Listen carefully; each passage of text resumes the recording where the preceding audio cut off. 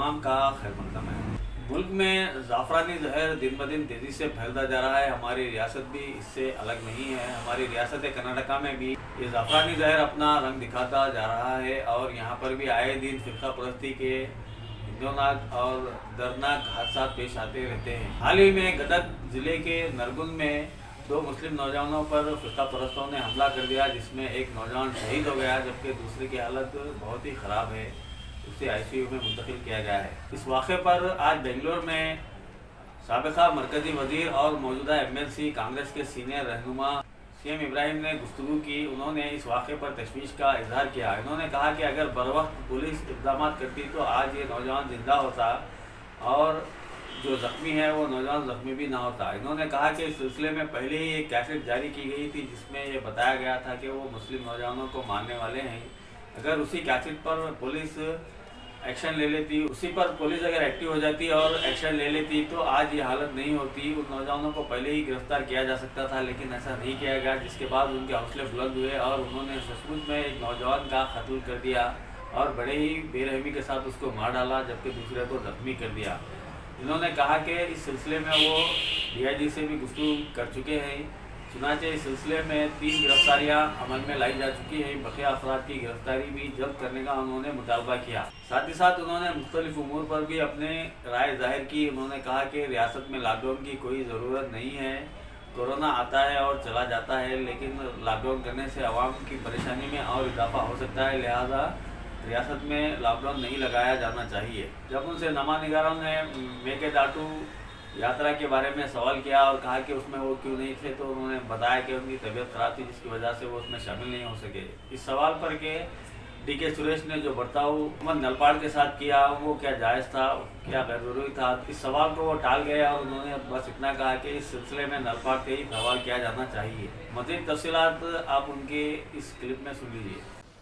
कल नरगुन में जो है एक 18 साल का बच्चा फ़िरका परस्तों के हाथ शहीद हुआ।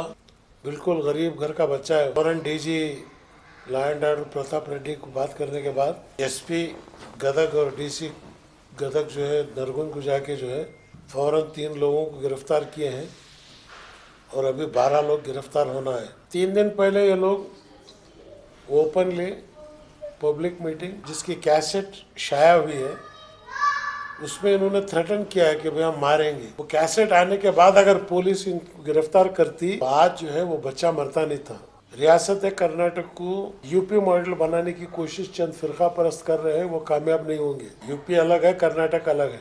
हुकूमत को चाहिए और मुझे लगता है कि मुंबई को बदनाम करने के वास्ते चंद फिरका परस्त उसी के डिस्ट्रिक्ट में ये काम अंजाम दिए और मैं वहाँ लोकल पुलिस फौरन एक्शन ली है। अगर ये एक्शन कैसेट के बाद अगर लेते तो इतना बड़ा हादसा नहीं होता। दूसरा बच्चा सीरियस है, हॉस्पिटल में है। ये जो मरा है फौरन 10 लाख रुपए गवर्नमेंट उसे कॉम्पनसेशन दे, क्योंकि ये गवर्नमेंट की गलती है। और जितना माली नुकसान हुआ है, बिल्कुल गरीब अवाम है वहाँ की, रोज़ाना कमाना रोज़ाना खाना इसी पे उनकी ज़िंदगी है। और ये कोरोना के बाद जो है बिल्कुल हालात उनकी बदतर हो गई है। मैं खुद कल जाना चाहता था क्योंकि मैं खुद क्वारंटाइन में था, इसलिए जा नहीं सका। अगर 3-4 दिन के अंदर गवर्नमेंट अगर फैसला नहीं ली तो मुझे खुद गदग को जाना पड़ेगा और डीसी एसपी ऑफिस के सामने जो है हक़ का मुतालबा करना और उस मजलूमों को साथ देने का काम। और पूरे अतराफ़ के अंजुमनों से मेरी दरख्वास्त है कि हुबली के अंजुमन, धारवाड़ के अंजुमन, क्योंकि नरगुन के अंदर काफ़ी गरीब बच्चा है ये, उनको फ़ौरन वहाँ की नरगुन की अंजुमन को माली इमदाद करें और वहाँ के लोगों को जो है हिम्मत अफजाई दें। और मुझे उम्मीद है कि लोग हिम्मत के साथ जो है इस चीज़ का सामना करेंगे, क्योंकि इलेक्शन जैसे जैसे करीब आते जाता वैसे वैसे जो है फ़िरका परस्त ताकत जो है सर उठाते। कल एक स्वामी जी को श्रीरंगपट्टन के बयान देने का काली स्वामी या कोई एक स्वामी फ़ौरन उसे अरेस्ट किए हैं। ऐसे लोगों को जो है फ़ौरन इनके पीछे कौन है, क्या किस वजह से ऐसा बयान दे रहे हैं, इसकी वजह क्या है, इसके गहराई में जाना ज़रूरी है।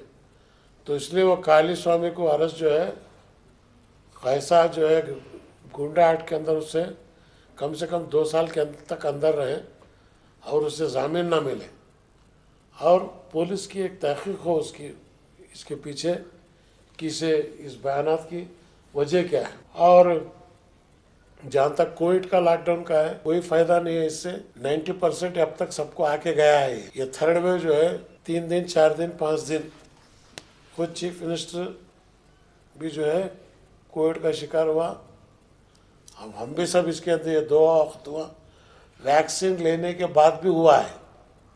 हम इन्हें बोलते हैं वैक्सीन लेने के बाद हॉस्पिटल जाने की ज़रूरत नहीं पड़ी, क्योंकि ये बीमारी जो है आते आते खुद ब खुद ठंडी हो गई है।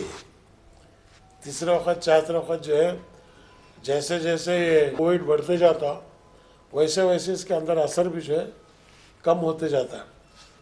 तो इसलिए गवर्नमेंट जो है फौरन ये लॉकडाउन हटाए और हफ्ता इतवार जो 2 दिन व्यापार का रहता है उस दिन इस लॉकडाउन कर रहे हैं ना। आदमी भूखे मर जा रहे। बार्बर शॉप, वॉशिंग, लैंड्रीज और पेटी शॉप्स, स्ट्रीट वेंडर्स, ये रोजाना कमाना रोजाना खाना। तुम एकदम इनको लॉकडाउन कर बोले तो उन्हें खाएंगे क्या। एक तो तुम्हें कॉम्पनसेशन नहीं दे रहे हुकूमत के, तुम्हारे हाथ से पिछले बार हुआ सिर्फ मरेस वालों को तो अब तक दिए नहीं। अब के कॉन्स्टिट्यूंसी को 5-5 से सैंपल करके चुन को तुम्हें दे रही। ये जो है बिल्कुल गवर्नमेंट की नाइंसाफी है। हुकूमत से मेरी अपील है कि फौरन लॉकडाउन को हटाएं और जितना एक दिन लॉकडाउन किए थे उसका कॉम्पनसेशन जो है असेंबली एरिया के अंदर का एक कमेटी बना के, 1 साल पहले बोला था मैं लोकल कमेटी बनाओ, पूरे लोगों को इसमें इन्वॉल्व करो, करे नहीं वो। तो आज जो है दोबारा मैं अपील करता हूँ कि फौरन उनको कॉम्पनसेशन देने का काम करें और ये मत समझे गवर्नमेंट कि भाई कोरोना है कोई एहतजाज के वास्ते रास्ते पर नहीं उतरते। वो आदमी मरने तैयार हो जाता, उन्हें रास्ते पर उतरना ज़रूरत पड़ती उसे। तो उससे आदमी की मजबूरी का फ़ायदा मत उठाओ। फ़ौरन जो है 21 तारीख को मीटिंग है, एक्सपर्ट कमेटी भी बोल दी है, डॉक्टर्स भी डिवाइडेड है। यूरोपियन कंट्रीज भी जो है वापस ले लिया उन्होंने उसको डिक्लेयर कर दे ये एक पेंडेमिक है, ये फ्लू के सर का, ये आती जाती, इसके ऊपर हमारा अब कोई भी जो है रिस्ट्रिक्शन नहीं है। जब यूरोपियन कंट्रीज और ख़ुद WHO का भी बयान आया आज, उन्होंने भी एक्सेप्ट किए हैं। तो यहाँ पर भी लोकल को चाहिए। तुम्हारे पास दवा भी नहीं, अब तक तुम्हें मालूम नहीं दवा क्या देना, बल्कि कौन टीवी की दवा दे बोल रहा, कौन नक्को बोल रहा, कौन इंजेक्शन ले बोल रहा, कौन नक्को बोल रहा। ये अंधे के सामने हत्ती को ले जा खड़ा करे जैसा हुआ कोविड आजा को। तो इसलिए जो है गवर्नमेंट एक कॉन्क्रीट कौन होना उन्होंने सब बोलना शुरू कर डाली। इसके बजाय गवर्नमेंट से जो है एक ऑथेंटिक स्पोक्समैन जो वेल लर्नड हो, जिसको कुछ ना कुछ कोविड के बारे में मालूम हो कि भाई ये बीमारी क्या है, करना क्या है बोल के।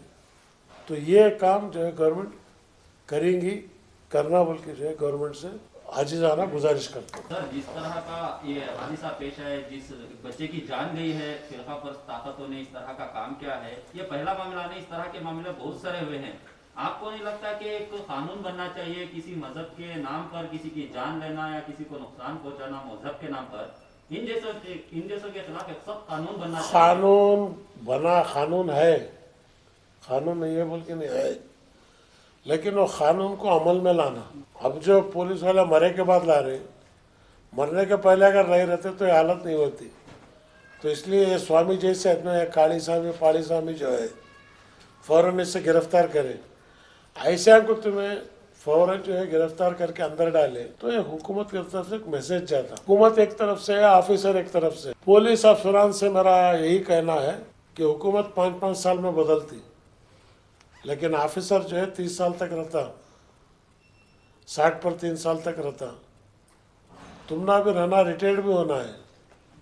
कर्नाटक की पुलिस हमेशा इंसाफ की तरफ कदम उठाती गई है और मुझे उम्मीद है कि कर्नाटक की पुलिस जिस तरह से नरगुन में इकदाम करी, उठाई, जो मेन कल्प्रिट था उससे गिरफ्तार करी, ये बाकी के लोगों को भी जो है जल्द से जल्द गिरफ्तार कर दूसरे डिस्ट्रिक्ट्स में जो है ऐसे वाक़यात नहीं हुए सर का प्रश्न निकालना, नारे लगाना और कैसेट्स जो है बना के सोशल मीडिया में करना, इसके ऊपर फ़ौरन अगर क़दम उठाए तो जो है उनके अंदर एक डर पैदा होता। सर, झारखंड की असेंबली के अंदर ये बिल पास की गई है कि जो भी मॉब लिंचिंग में इन्वॉल्व होते हैं उनको जिंदगी भर के लिए जेल के सलाखों के पीछे रखा जाएगा। क्या ऐसा कानून और ऐसी बिल कर्नाटक की असेंबली में पास नहीं किया जा सकता? हमारी गवर्नमेंट है तो सोचेंगे उसके बाद। अब ये गवर्नमेंट से तो तोहफा नहीं है। ये गवर्नमेंट जो है गाया बैला के पीछे पड़ी है, मैं की उतनी कदर नहीं है। तो इसलिए मौजूदा कानून में जो है आप एक्शन ले सकते हैं, लेकिन पुलिस को जो है छूट देना चाहिए और पुलिस को हिदायत जाना चाहिए कि भाई लॉ एंड ऑर्डर तुम्हारा काम है, तुम करो, हम मुदाखलत नहीं करेंगे। 24 घंटे में हालात सुधर जाते हैं। सर, जब बात पुलिस की आ रही है, वर्तूर की पुलिस स्टेशन में सलमान को मारा जाता है, पैटर्नपुरा के स्टेशन में तौसीफ को मारा जाता है। जब मामले पुलिस की तरफ से इस तरीके के आएंगे तो क्या पैगाम जा रहा है और आने वाले दिनों में सरकार? देखिए, सब पुलिस ऐसी नहीं है। हालांकि पुलिस में अच्छे लोग भी हैं, बुरे लोग भी हैं, लेकिन फौरन जो है वर्तूर के अंदर जो हुआ उसके ऊपर एक्शन लिए हैं। और जो नरगुन में जो एक्शन लिए विद इन 24 आवर्स गिरफ्तारी का अमल जारी में लाए वो पूरे स्टेट में। एक तरफ स्टेट गवर्नमेंट अगर बाकायदा एक सिग्नल देती है तो उसके ऊपर हुकूमत के अफसरान अमल करते मुल्क यकीन है मुझे। सर, आप लेजिस्लेटिव काउंसिल को आप रिप्रेजेंट करते हैं, कांग्रेस के आप बड़े कद्दावर नेता भी हैं। 7 एमएलए होने के बावजूद जो बेलगाम में अरबाज का मामला आया, जो नरगुन में हुआ है, 2 बार श्रीरंगपट्टन में है, क्या आप सारे Muslim MLA floor of the house से 126, 505, 506 एडिशन के इसका मुतालिबा नहीं कर सकते? आप इंडिविजुअल आवाज उठा रहे हो, बाकी एमएलए कहाँ है इस आवाज को उठाने में? नहीं, देखिए, सब कोरोना के अंदर है, कौन कौन कहाँ है कौन में मिल रहा नहीं। तूफान आपको बिखर गई, जब ये तूफान ढलेगा तब मालूम है। अब हालांकि खुद मैं भी क्वारंटाइन से निकल के 2 दिन पूरा निकला नहीं, 7 दिन के बाद निकला बोल के कमिश्नर बोले। हालांकि घट है, ताकत है, वो है, कोविड है या नेगेटिव है पॉजिटिव है, वो चेक कराने के वास्ते गए नहीं, लेकिन गवर्नमेंट बोलती चेक कराने की जरूरत नहीं बोल के। तो इसके वास्ते जो है 1-2-3 दिन के बाद एमएलए से मैं खुद रब्ता करके जो है आगे इसे किस तरह से करना लाया अमल लाएंगे हमें। सर, इंडिया में इस तरह के केसेस जो हम अखलाक अंसारी के लिंचिंग से देखते आ रहे हैं, अभी जो हाथरस का जो इसका यूपी में जो केस हुआ था जिसमें नरसिंह आनंद और त्यागी को अरेस्ट किया गया जिसका नाम रिजवी था, सुप्रीम कोर्ट ने भी फटकार लगे उन सरकारों पर। इतने हमारे माइनॉरिटीज होने के बावजूद भी ये मेन स्ट्रीम मीडिया में ऐसा नहीं आ रहा है। आपको क्या लगता है गोदी मीडिया की वजह से ये नहीं आ रहा है? सुप्रीम अपेक्स कोर्ट खुद इसको लेकर जांच कर रही है, तो कांग्रेस पार्टी का स्टैंड क्या है? देखिए, जहाँ तक स्टेट में हम लोग कर रहे हैं, और जहाँ तक नेशनल मीडिया का सवाल है, पूरी दुनिया जान के 2 आदमियों के हाथ में मीडिया, मोदी बोलता वही होता है, बोलने की जरूरत ही नहीं है। दिन को दिन, रात को रात बोलने में कोई। लेकिन जो सोशल मीडिया है, यूपी के इलेक्शन के बाद तुमने मालूम होता हालत, योगी जी जो है जा रहे हैं, योगी जी की ख़त्म होते आया, तो रियासत के अंदर, हिंदुस्तान के अंदर यही फिजा जो है दौड़ रही है। आदमी होशियार हो रहा है, देर हो रही है, लेकिन देर है लेकिन अंधेर नहीं है। सर, कुछ दिन पहले आपने देखा था कि कौम के इदारों को लेकर जिस तरह से उछाला जा रहा है, हर जगह घपले ही घपले नजर आ रहे हैं। आप खुद कैपिटल होटल के प्रोग्राम में आपने देखा था किस तरह के इंसिडेंट है।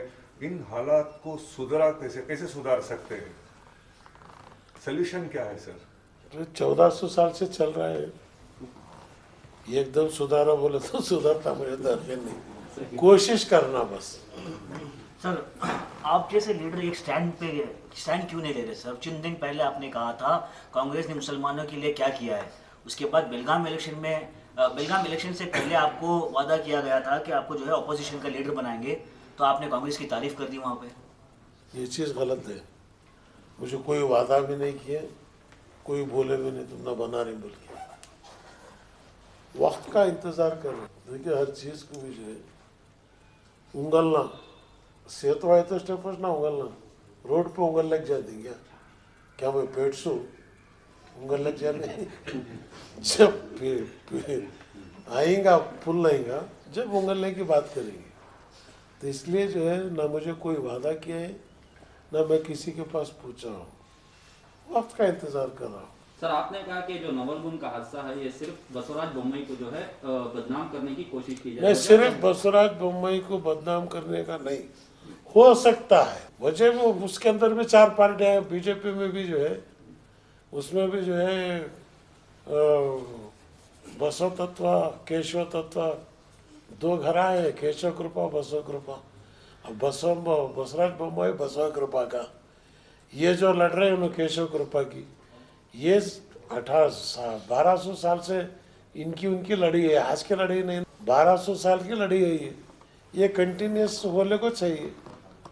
तो इसके वास्ते जो है बसवराज बोम्मई को भी एक काशन दिया हूँ मैं, उनको आज निकालते हैं, उनका टर्म खत्म होने के आया है, लेकिन निकालने के पहले जो है बदनाम हो को मत निकलो, तुम्हें भी जो है पॉलिटिकल शहीद हो को निकलो बोल रहा हूँ। जिस तरह से विधानसभा में मुस्लिम रिप्रेजेंटेशन कम होता आ रहा है, 1.25 करोड़ की आबादी है, क्या आपको नहीं लगता है कि हमारी कौम लीडरलेस हो चुकी है आज?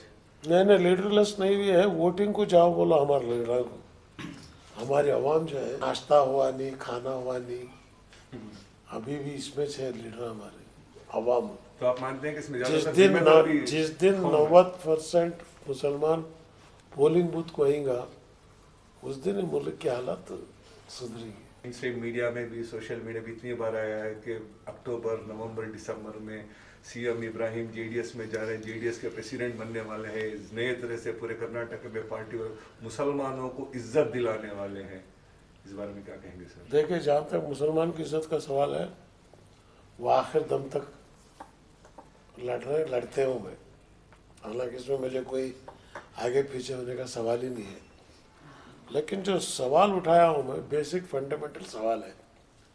अब इसका जवाब क्या आता है इंतजार कर रहे हैं, जवाब को तो इंतजार करो ना आप। सर पिछली बार, आखिरी सवाल, पिछली बार जब आपसे हमने इंटरव्यू किया था तो आपने कहा था कि अभी आप ड्राइवर सीट मांग रहे हैं माइनॉरिटीज के लिए।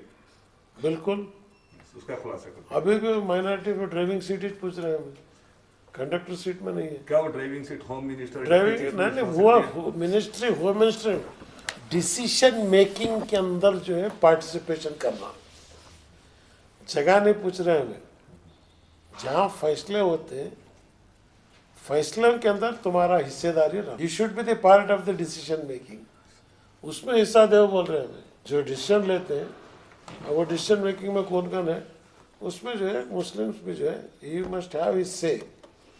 आई think the time will come, we will get the answer. यात्रा में मेकेदाटू यात्रा से क्यों दूर रहे? नहीं मैं बोल को चाहा था, उस दिन ही बुखार आ गई, मैं रहता और दूसरा को मैं रहती हो। उस दिन की मीटिंग में मैं खुला बोला था कि भाई हालात ख़राब है, माहौल और जो है ये होता है बोल के, वो घर में बुखार आ गई मुझे, बोला जो बुखार है बोल के निकल के आया, टेस्ट कराया, दूसरे दिन पॉजिटिव आया। सर मेकेदाटू यात्रा में जिस तरह से डीके सुरेश का बर्ताव रहा है हारिस नलपाड़ के साथ, आप इसको किस नजरिए से देखते हैं? आप नलपाड़ कुछ पूछो, नहीं आप क्या मानते हैं सर? उनको जवाब देना। ना कहीं कांग्रेस पार्टी में जो है मुसलमानों को नजर नहीं, जहाँ तक ये मुसलमान हिंदू का सवाल नहीं है, ये नलपाड़ और सुरेश का है। अब उन्हें बोला मेरा भाई रह सर का करके, बड़ा भाई छोटा भाई कर बोल ले, और उसमें मई का एक बुढ़ा हाथ डालने जो। सर नलपाड़ जूनियर की जगह अगर सिद्धरामैया का बेटा यतींद्रा होता तो क्या डीके सुरेश में हिम्मत होती कॉलर पकड़ के फेंकने की? वो नलपाड़ से पूछना फिर। सर मेरा एक क्वेश्चन, आपकी पिछली लीडरशिप में, पिछली क़यादत में आपने कर्नाटक के मुसलमानों को 5 इंजीनियरिंग कॉलेज दिलाए थे, वो इंजीनियरिंग कॉलेजेस कौन कौन से? देखिए, पहला बंदरवास, दूसरा पीए इब्राहिम, तीसरा टुमकुर का HMS, चौथा बीजापुर का इसका कॉलेज। मेरा कॉलेज तो इससे पहले ही हुआ था, वो 95-96 कुछ हो गया, 96 का ही आपका दौर था। यस। तो अल्हम्दुलिल्लाह उस वक़्त एक लहर बनी, और medical college Bijapur, 2 medical college, बंदा नवाज, और उसके बाद येनपा अब्दुल्ला कुंजी, वो भी मेडिकल कॉलेज उस वक्त हमें दिले से। तो ये अल्हम्दुलिल्लाह मेरी ख्वाहिश है कि भाई बजट में कम से कम एक 12,000 करोड़ रुपए सालाना माइनॉरिटी का बजट बनना, उस बजट के थ्रू जो है डिस्ट्रीब्यूशन ऑफ वेल्थ ताल्लुक के अंदर जाना, और ताल्लुक हर ताल्लुक में अंजुमन होना, अंजुमन फैसला करना। तो ये एक जगह कंसंट्रेशन नहीं होना, इससे बाइफरकेशन करना बोल के है।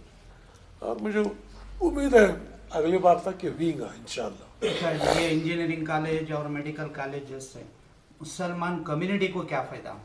इससे नहीं, ये बात जो है अल्हम्दुलिल्लाह लोग जो है सीईटी के थ्रू काफ़ी मुसलमान हैं। 4% जो रिजर्वेशन था उससे भी काफ़ी है। और नदाफ, पिंजारा, नालबंद, छप्परबंद ये जो रिजर्वेशन मिला, इससे काफ़ी लोगों को जो है एसटी के अंदर जो है मौका मिला। और अल्हम्दुलिल्लाह अब 2000 के बाद जो 2004-2005 के बाद जो है ये एक एजुकेशन रेवोल्यूशन ख़ासतौर मुस्लिम कम्युनिटी में आया, हर ज़िले में देख रहे हैं। अब अल्हम्दुलिल्लाह आप गुलबर्गा गए तो सवेरे 6 बजे से पूरा रोड आपको बिल्कुल ब्लैक लगता, पूरी लड़कियां बुरखे पहन के जाते रहती वहाँ पे। अब गुलबर्गा के अंदर हैदराबाद कर्नाटक में हर घर में एक एक लड़की जो है ग्रेजुएट है, कोई एमबीबीएस है, कोई इंजीनियर है, कोई डेंटल है। तो ये स्टेट के अंदर ये हवा चल गई है। खैर मुझे फ़ख्र है कि भाई इसे रोशन करने में हमारी जद्दोजहद रही।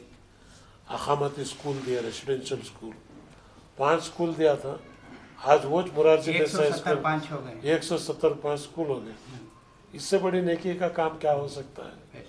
तो ये जो है ये एक फ़िज़ा बन गई। और मुझे उम्मीद है कि आज केपीएससी में और यूपीएससी में काफ़ी तादाद में जो है बच्चे आज पार्टिसिपेशन कर रहे हैं और पास भी हो रहे हैं।